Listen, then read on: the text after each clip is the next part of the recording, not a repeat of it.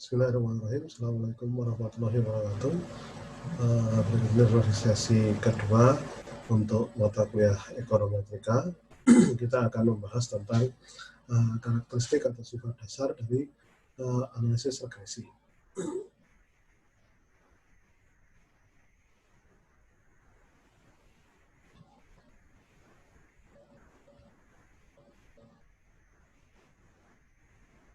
Baik, seperti sebagai lanjutan dari sesi pertama, kita membahas tentang apa itu ekonometrika.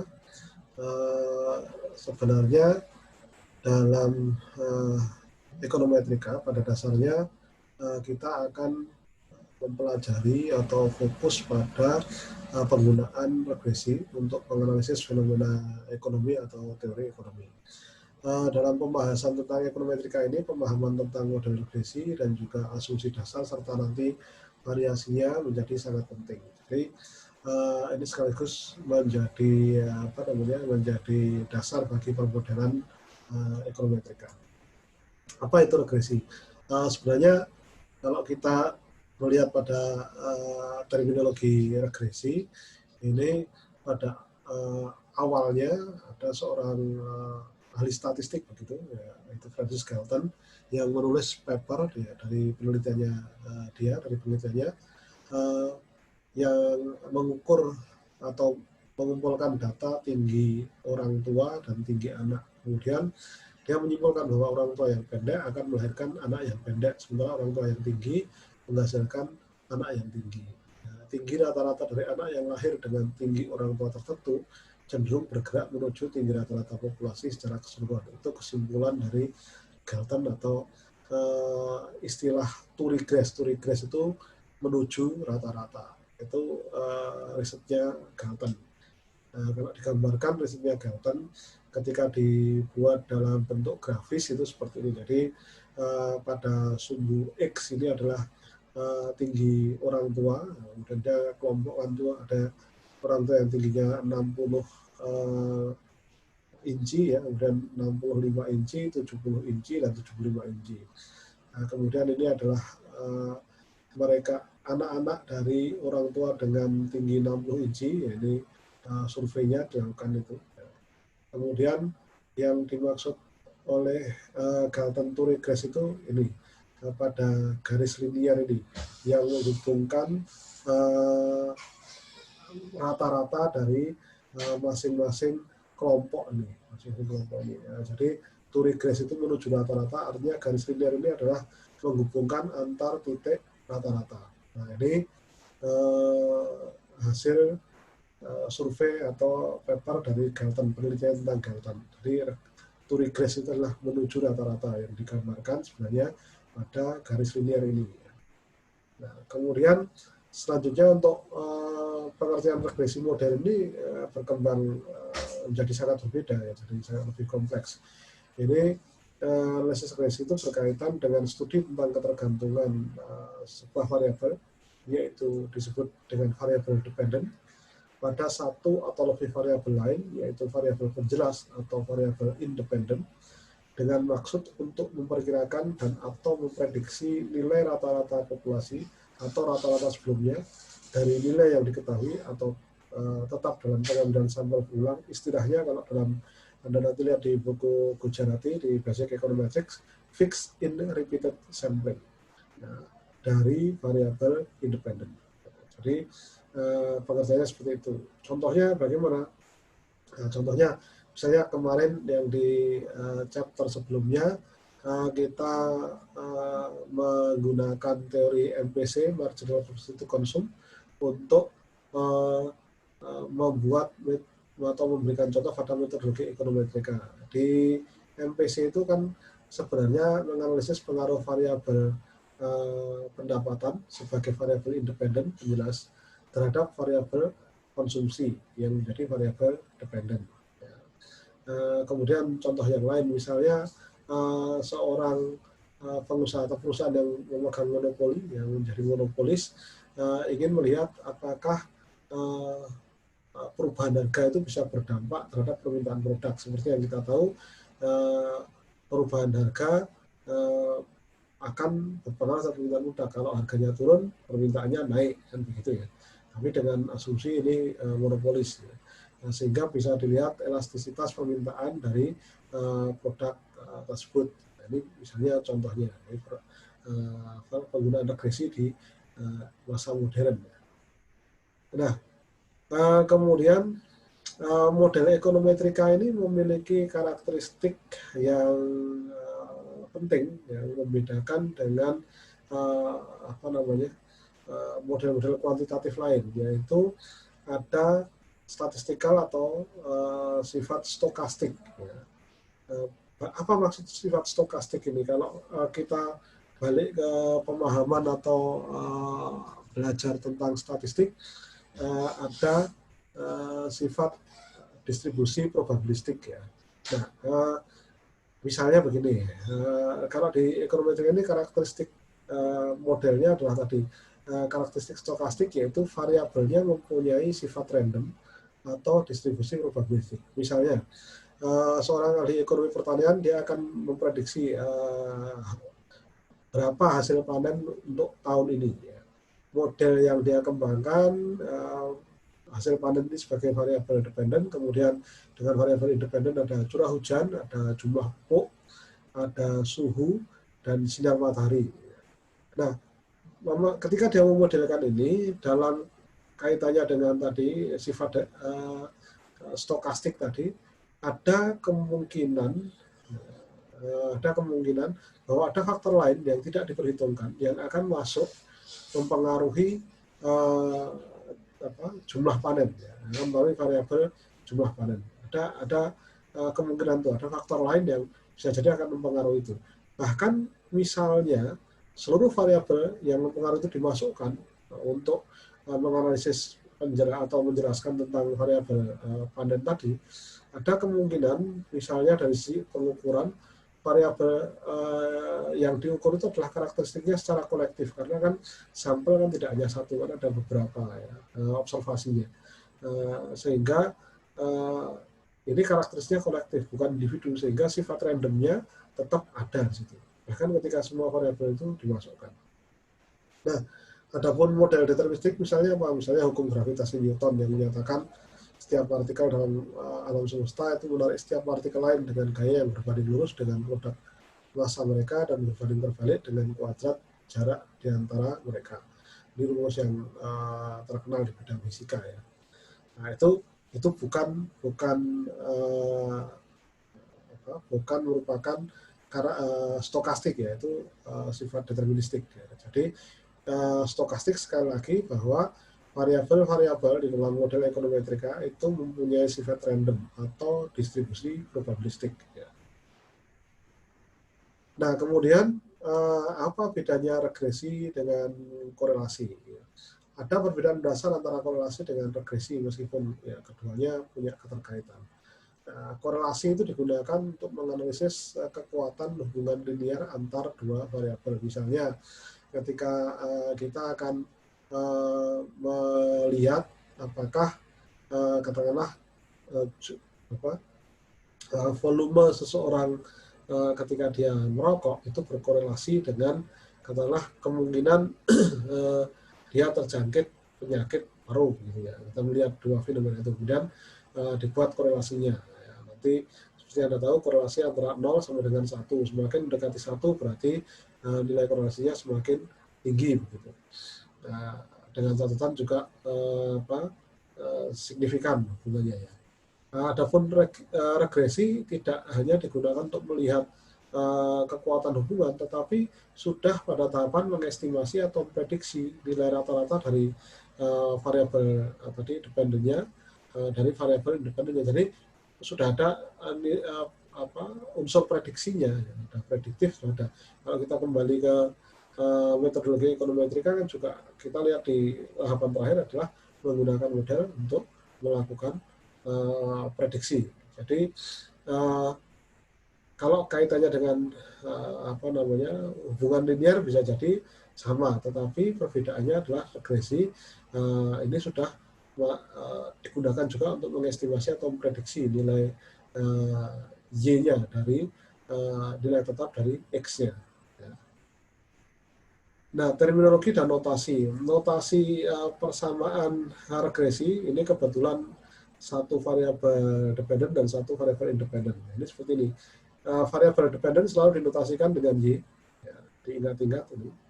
Variabel dependent atau variabel yang dipengaruhi itu selalu dinotasikan dengan Y. Adapun variabel independent atau variabel yang mempengaruhi ini dinotasikan dengan X. Jadi diingat-ingat ini ya.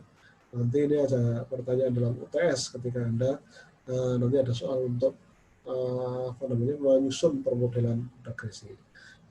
B1 itu adalah intercept, ya, intercept atau seperti yang saya sampaikan kemarin di video pertama, ya. Intercept nanti adalah jarak antara 0 ke titik awal dari garis regresi. Kemudian B2 itu adalah slope atau kemiringan dari garis regresi. Kemudian E ini distribution atau error term tadi yang merepresentasikan dari sifat stokastik dari model ekonometrika. Jadi selalu ada error atau disturbance atau error term tadi. Ya. Nah, kita akan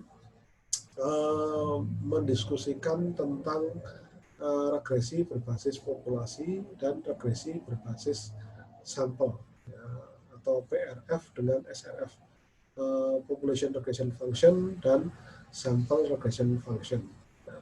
Nah, kita lihat sekarang ini data hipotetikal, data ilustrasi saja begitu. Misalnya di sini ada 60 keluarga, dengan berbagai tingkatan pendapatan, ya. Mulai dari ini pendapatannya mingguan. Mulai dari $80 per minggu sampai dengan $260 per minggu. Kemudian ini bisa kita lihat keluarga dengan penghasilan $80 per minggu ada 1, 2, 3, 4, 5. Ada 5 keluarga. Kemudian keluarga dengan penghasilan $100 per minggu ada 1, 2, 3, 4, 5, 6. Ada 6 keluarga. Yang $120 ada 1, 2, 3, 4, 5 keluarga. Kemudian $150 ada 1, 2, 3, 4, 5, 6, 7 dan seterusnya, ya. Sampai dengan yang 290 nanti Anda silahkan amati. Dan ini data ini atau contoh ini ada di buku Gujarati Basic Econometrics pada chapter 3. Kalau di Gujarati ini sudah membahas tentang single regression, ya, atau regresi sederhana, some basic ideas itu, chapternya judulnya itu. Tapi ini saya masukkan di sini karena konsep yang penting memang pada population regression function sebelum kita nanti masuk ke masalah estimasi di pertemuan berikutnya. Nah, ini katakanlah ini ada data populasi seperti ini, data populasi seperti ini. Nah, kita akan melihat bagaimana realitasnya nanti ketika kita membandingkan data yang berbasis atau model regresi yang basisnya adalah data populasi. Seperti yang Anda tahu, data populasi itu tidak realistis, ya. Kenapa tidak realistis? Ya misalnya sederhana saja, ketika saya minta untuk mencari data pendapatan dan juga data tingkat konsumsi dari katakanlah mahasiswa Fakultas Ekonomi dan Bisnis UMS, ya, berbasis populasi, ya. Karena kalau datanya berbasis populasi berarti Anda harus cari sekitar 5.000 data, ya, pendapatan dan konsumsi, karena itu jumlah populasinya. Karena saya menyampaikan mahasiswa FEB UMS. Ya. Padahal sebenarnya Anda bisa gunakan cara yang lebih simpel, yaitu ketika ingin memprediksi tadi konsumsi dan juga dari pendapatan, ini kan sudah regresi. Kita akan prediksi konsumsi dan pendapatan. Anda bisa menggunakan sampel, misalnya menggunakan hanya katakanlah 200 sampel, ya, dengan metode pengambilan sampel yang Anda pelajari di metode penelitian bisnis, ya. Misalnya ambil sampel random, ya, random sampling untuk angkatan 2017 dan 2018, itu kan sudah bisa mewakili ketika pengambilan sampelnya tepat, kita tidak akan mendiskusikan tentang apakah bagaimana membuat sampel yang baik, karena itu di wilayahnya manajemen bisnis ya. Tapi realitasnya kan nanti yang Anda lakukan harusnya seperti itu.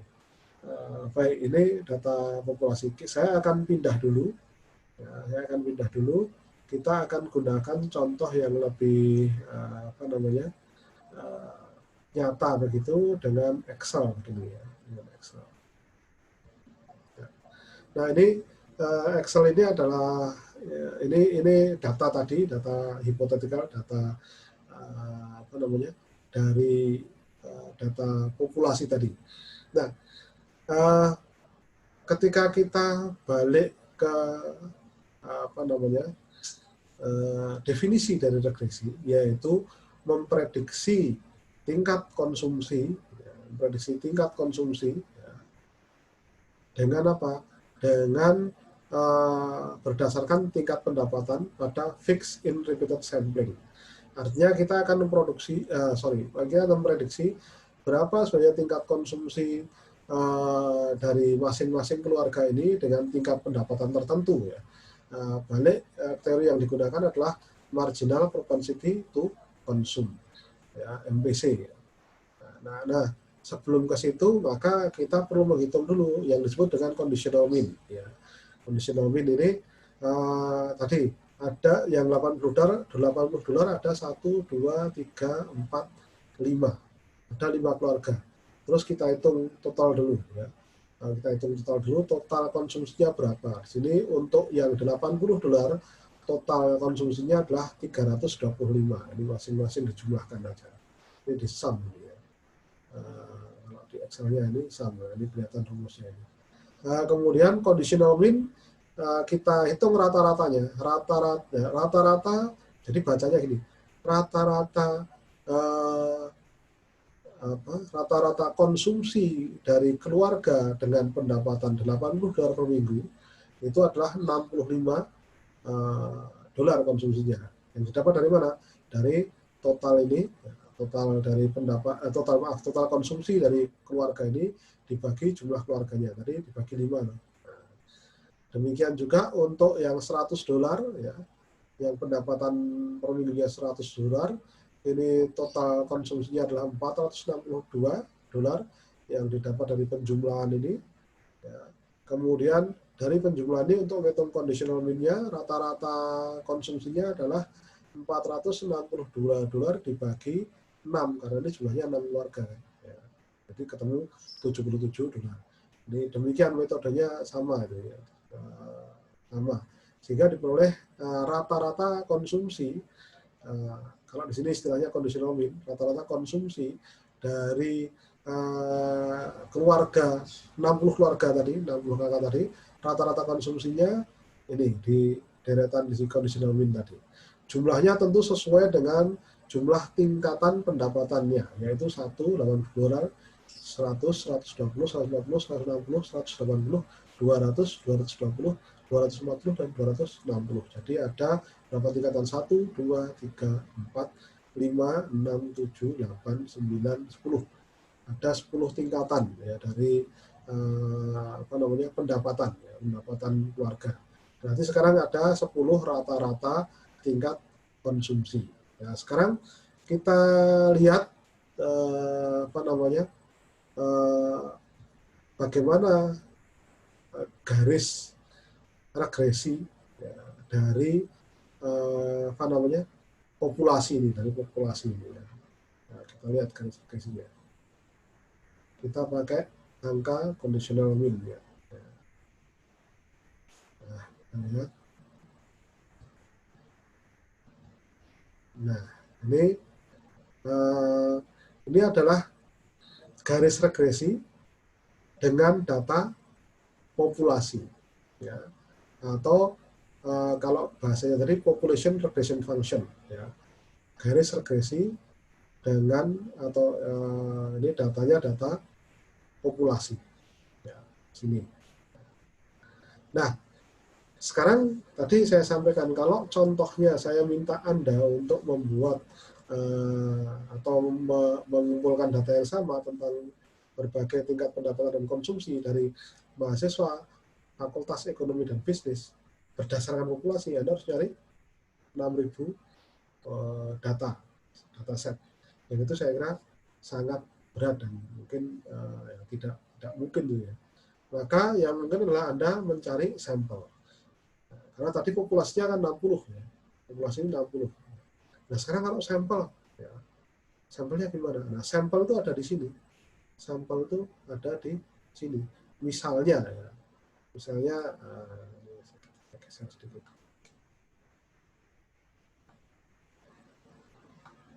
Ya, misalnya Anda punya sampel di sini. Nih, adalah ada kombinasi ini. Ini berdasarkan sampel. Ya. Nah, kemudian kita lihat polanya juga. Kita lihat garis regresinya. Ya.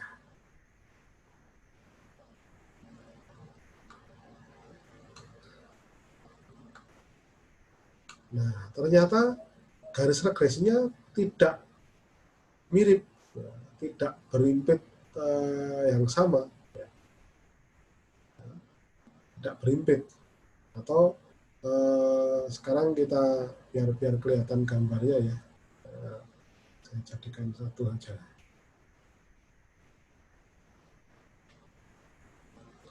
Jadikan satu, misalnya ini saya pindah, kita ambil katakanlah kita misalnya punya sampel yang satu cenderung di sini, ya, cenderungnya di sini.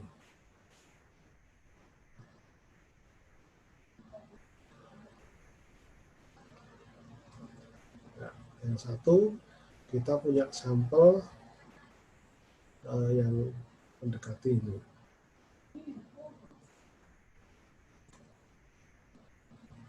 Ya. Nah, sekarang kita bandingkan. Ini yang pertama ini adalah yang tadi dasarnya adalah data populasi. Yang kedua dan ketiga itu sampel. Sekarang kita bandingkan.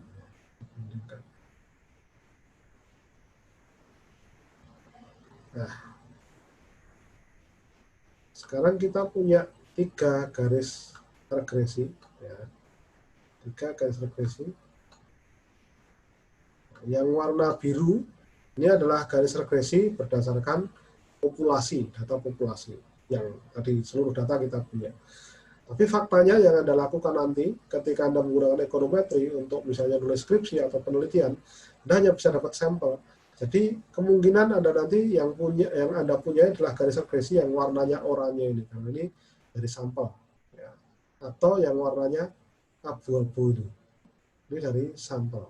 Sangat jarang Anda mendapatkan regresi dengan data populasi yang warna biru. Ya, garis regresi ini.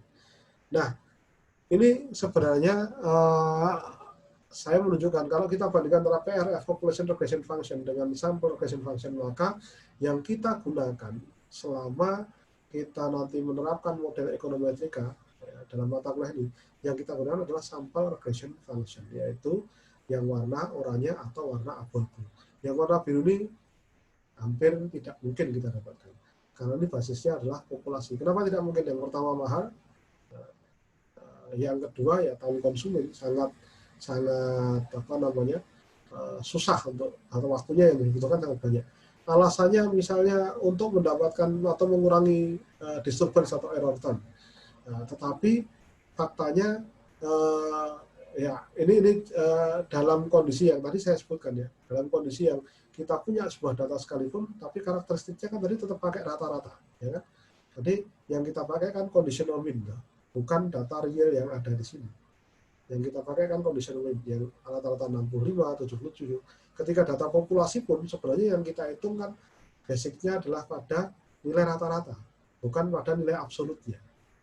Ya, itu kenapa error term atau disturbance itu akan muncul. Bahkan ketika data populasi sekalipun, disturbance atau error term akan muncul. Apalagi untuk data sampel. Ini pengertian yang sangat substansial, yang sangat penting terkait dengan permodelan ekonometri atau model regresi. Jadi, silahkan kalau belum paham, video ini diulang atau kemudian Anda baca lagi pada literatur yang sudah saya sampaikan. Atau nanti Anda bisa tanya ke saya, kita bisa diskusikan lebih dalam tentang ini. Sebelum nanti minggu depan atau next berikutnya kita akan bahas tentang masalah estimasi yang sudah teknis. Demikian untuk sesi kali ini. Terima kasih. Assalamualaikum warahmatullahi wabarakatuh.